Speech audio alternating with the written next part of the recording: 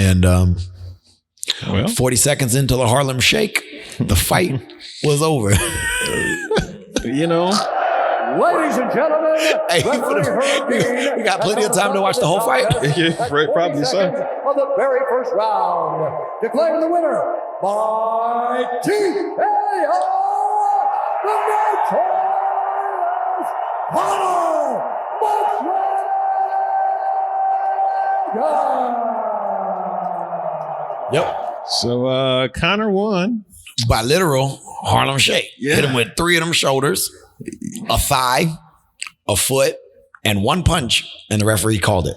Yeah, I've never seen anybody get taken out because of the 3 shoulders. Bow, bow, bow. Hit, yeah. Knee on the side of with his thigh on the corner of his forehead, a round kick that was partially blocked, and then a right hand that finished the show. How good does it feel to be?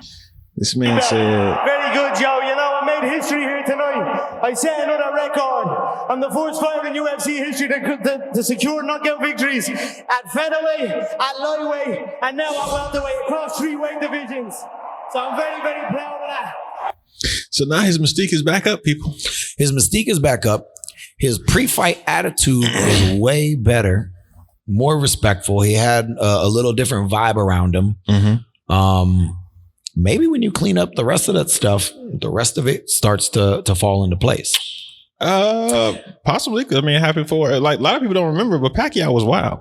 Listen, Pacquiao used to be really wild in these streets. He wasn't always that guy in the beginning. Yeah, he wasn't always the nice, quiet. No. Pacquiao used to be wild in these streets.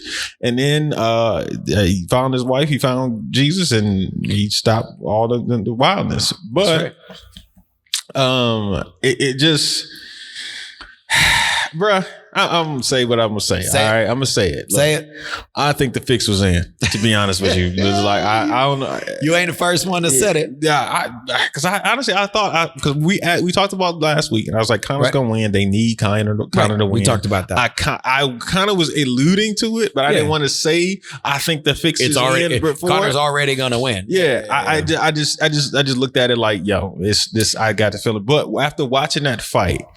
And there were certain things I just didn't particularly care for. Okay, go ahead. So when he got in, he got in the ring. That everything was calm. Both of them were just calm. And then when they were staring each other down, Conor would look at him and then look away. And then look at him and then look away. He was not being that. He was not staring him down. He wasn't doing anything. It was almost as if like, are we gonna do this? Yeah, we're about to do this. You ready? All right. It just didn't have nobody sees it. Yeah, it didn't have the tension or anything before the fight. That. So then when the fight happened, I'm like, okay, he came out, he tried to throw the knee, and Cowboy ducked, and it kind of hit his thigh or whatever the case may be, and it's kind of like, okay, and then it kind of clinched. And then all of a sudden he threw the elbow, and I'm like, oh shoot, is he throwing shoulders? He's throwing shoulders. He throws shoulder, and then he throws a second shoulder, and then a third shoulder. And I'm sitting here thinking, if somebody's hitting you with the shoulder after the first or second time, I would probably back up. All right. So then the third one hits, bam, right. So he gets hit with the third one, and he backs up, right. Yep. And then Conor comes forward, throwing. I think he threw his hands first. He threw one right hand and then a left hand. And then he threw it, and then and he threw it to the point where before he came in, Cowboy started covering up. He started covering up as soon as Conor came in. Approached. It wasn't even a throw. It wasn't a throw. He started backing up, covering up, and I'm like, oh, okay. And so then he throws that kick, and the kick was legit. I mean, but he still hit him with his foot too. So it was like bam. So I was like, oh, all right. And then he just goes back, and then he just hovers up, and I'm like, okay, you giving up already?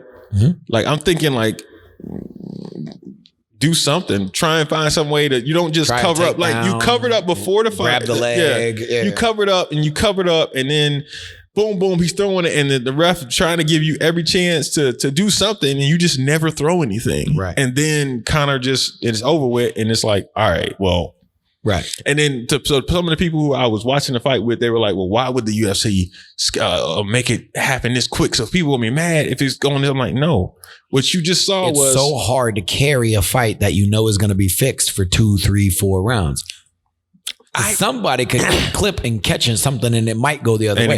You might kick me in, some way, and I feel some type of way. After a certain amount of time, it starts to look like you're throwing the fight because somebody's. Have you ever seen one of the point fights at the end on Grand Champion where two friends they have to fight or nobody gets the money? You're right, and it just kind of just hit there, and then one person scores, and they're like, got a blitz. Yeah, and they just kind of tapping around. But when I saw that, I just looked at it like, yo, just too many things did not seem right about this. Biggest thing, and the fact that it's an older fighter versus a guy who needed a name. Yeah, and let's be honest. Cowboy probably shouldn't be in the UFC anymore. To be honest with you, he probably shouldn't be. He's at that point where he probably shouldn't. He's now. I will argue that because Cowboy Cerrone is the most decorated UFC fighter ever, especially one who's never won a title. He has more fight of the night fights. He has more knockout of the nights. He has more submission of the nights. He has more bonuses than every other fighter. He takes fights on whenever, 2-week notice, 5-day notice. He's that guy. He's the company guy. So, but at some point, it's over. Yeah, but he hasn't had 2-3 knockout losses or getting beat by 2 or 3 people in a row that weren't that good. He hasn't. Now, he is older. He is there. What bothered me the most was his pre-fight lead up. Mm-hmm.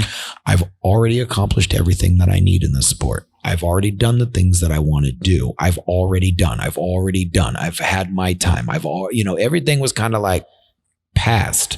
Nothing goes, I've been here a long time and this is my moment. I'm going to do this. This is where I can really let everybody know. There was none of that stuff. That's what bothered me the most. Why is he still fighting?